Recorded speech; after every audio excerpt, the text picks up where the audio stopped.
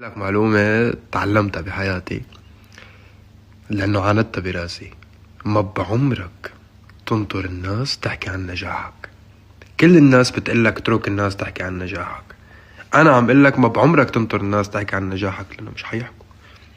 بعمرك شفت أسطورة عايشة؟ البشر بتستناه ليموت بعدين بيقولوا حبيبي انت أسطورة بس مش حتعرف لأنك متت. فيك تكون أسطورة بس مش حدا حيقدرك.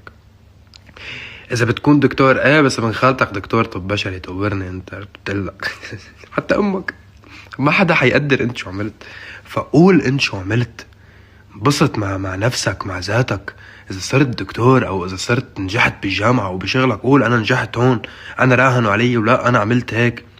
وفي ناس حتعصب وتستفز وتنتقدك لهيك بدولك ما تحكي عن حالك، بس لانه في عالم حتعصب وتستفز من نجاحك فاحكي عن حالك وما تنطر حدا يحكي عنك.